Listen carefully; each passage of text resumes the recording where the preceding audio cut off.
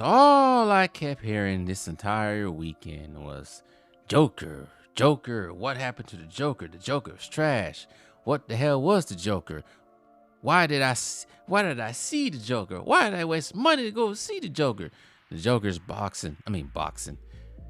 Well, he's boxing hard. They're trying to climb up the box office. That's what he's trying to do right now, because right now the box office numbers, they ain't doing so well, and it may bomb. You know what? I think it has bombed. And I've seen so many videos now of people just lambasting it, saying it's the worst thing they ever seen in my life. That's what some people were saying. So I took a gander, because I ain't gonna pay Warner Bros. To see that movie, because I still ain't paying Warner Bros. To see, or Disney, to see any superhero movie in theaters. Yeah, that is including Deadpool and Wolverine. Now, I'll probably watch that sometime soon, but I wasn't gonna go to the movie theater and watch it. But the Joker is getting his ass beat by the Invisible Batman, because it's not doing well. And it received a 63% on Rotten Tomatoes. I thought it was lower than that. It's crazy. But I know this may not be, you know what, whatever. I'm reading this off Wikipedia, right? I'm reading the plot, 'cause I'm never gonna see this movie. And even whenever it does come on HBO Max, I still ain't watching it. I ain't gonna waste my time watching it unless I'm really bored and really drunk. I wanted to see what you'd do, and you didn't disappoint. Let's start here. I'm reading the plot. In an animated sequence, the Joker is impersonated by his shadow, who takes his place to perform his singing number for a TV show, and then abandons him on the stage, half undressed, before 3 policemen arrive and beat him. In 1983, Arthur Fleck is in the custody at Arkham State Hospital awaiting trial for his crimes he committed 2 years prior. His lawyer, Marianne Stewart, plans to argue that Arthur has dislocated or DID, identity disorder, and that his Joker personality is responsible for his crimes. At a music therapy session, Arthur meets another patient, Harleen Lee Quinzel. Lee confides to Arthur that she grew up in the same neighborhood he did, had an abusive father who died in a car crash and was in prison after burning down her parents' apartment building. Lee also expresses her admiration for the Joker's crimes and personality. Okay, it's kind of similar to the origin story between these two, how they got together, but I do recall Harley Quinn being a psychiatrist for the Joker too. Because you know Harley Quinn did not originate in the comic book, she originated in the Batman animated series. But anyways, during the film screening, Lee starts a fire. She and Arthur are caught trying to escape, and Arthur is placed in solitary confinement. Lee seemingly visits him at night to say she's being released to avoid his influence, but promises to attend his trial. And then they do the horizontal twist. During the interview with television personality Patty Myers, Arthur sings to Lee through the TV screen, deepening her love for him. On the day of the trial, Assistant District Attorney Harvey Dent. Why is Harvey Dent in this? The last time I checked, so this is 2 years after the original film. In the original film, there was a 8-year-old Bruce Wayne, right? I do recall that Bruce Wayne and Harvey Dent are around the same age. But I don't see, well, whatever. I don't think it's going to be any Batman-ness coming in anytime soon in this series. So anyways, moving on. Harvey Dent calls witnesses who dismiss Arthur's claims of insanity. During the break, Marianne reveals that Lee was actually a student who grew up in the Upper West Side, and her father is a doctor, is alive, so she lied. Furthermore, she voluntarily committed herself at Arkham. Okay. Somewhat similar origins to what I know. Checked herself out and never burned down an apartment building. When Arthur confronts Lee, she confesses that her lies were an effort to get close to Arthur, but also tells him that she's pregnant and has moved into his old apartment building to create a home for them. Sounds familiar.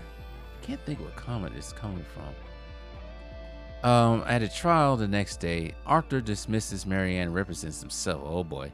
After bringing Arthur's former co-worker, Gary Puddles, I think that's how you pronounce it, and neighbor Sophie Dumont, sexy CD beats, anyways, to the stand, Dent rests his case. Arthur, visibly affected by Gary's testimony, offers no defense, although during his speech he mentions Arkham guards negatively. Returning to Arkham, he is taken to the shower room by head guard Jackie Sullivan and 2 guards, where he is brutally assaulted before being brought to his cell partially naked. That sounds like a good time. Ricky, an inmate and friend of Arthur, verbally confronts the guards, resulting in Jackie strangling him to death. Overhearing this, Arthur reminisces about the aftermath of his first kiss as the Joker. During his closing argument in the court the following day, a devastated Arthur renounces his Joker persona, taking full responsibility for his actions. Enraged at this, Lee storms out, and the jury finds Arthur guilty of first-degree murder. As the foreman reads the verdict, a car bomb explodes outside the courthouse, killing and injuring numerous attendees, scarring half a Dent's face.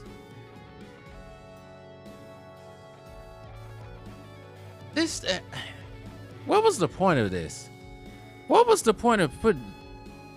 They did this in the last film, too. They did this in the first one. At the end, there's always some chaos. In the first one, it was chaos with, in the streets, where the Waynes got caught in the chaos, and Thomas and Walter Wayne met their ends, creating Batman. So it's probably 2 years later. Bruce is probably already getting some ideas already.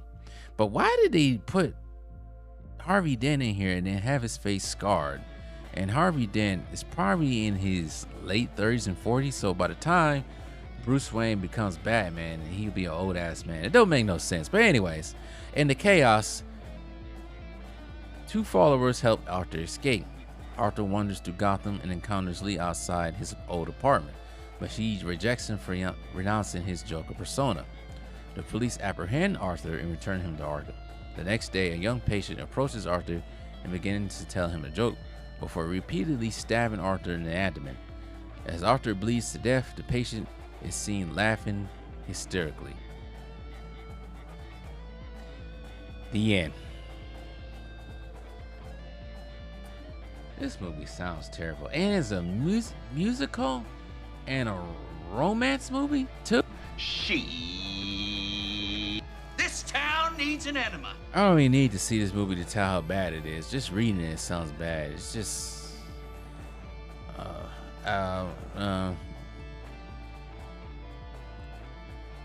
well, I knew one thing.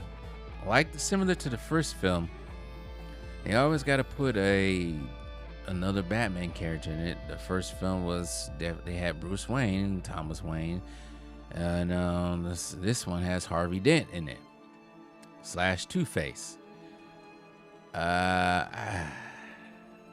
You know what? This film was just better off being one film, and that's it.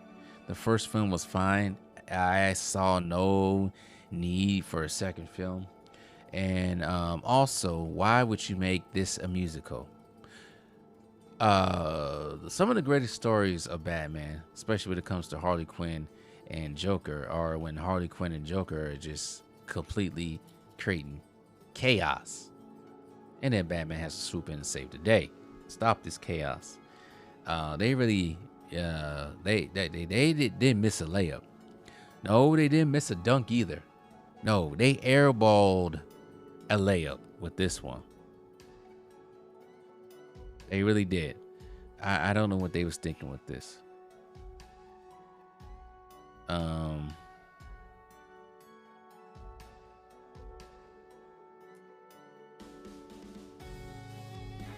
This is terrible. It's outrageous, egregious, preposterous. Before we go on with the show, how about you guys like, share, subscribe to Franchise History TV, even comment down in the comments down below. I'm also on Instagram at franchise_TV and on Twitter at TV_franchise. I also have 2 other channels if you guys are interested: Lone Wolf Adventure TV and Franchise 2 Sports. So, yeah, subscribe to those 3 channels. And also like, share, subscribe on all 3 of them. I say subscribe 3 times. I'm done. Bye. This is terrible. This is a terrible film. It's already getting awards already. Weird awards, I guess. I don't know, man. They had something great with Joaquin Phoenix as the Joker, but now they just threw it away. This film probably, I tell you the truth, this film probably won't be, yeah, and it's not gonna be remembered very well in the future. Another thing about this also, going back to the first one, as much as the first one was a decent film, sometimes I forget the first one is even a thing. It's 5 years in between these 2 films, and so much has gone on personally in my life since then. I don't want to say for everybody. Like I said, that movie was not really a staple in my mind that I would remember and think, oh, I'm gonna watch this movie a couple of times. I only seen this movie, the first one, once. Yeah.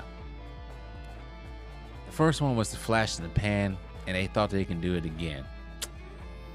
Nope, you can't.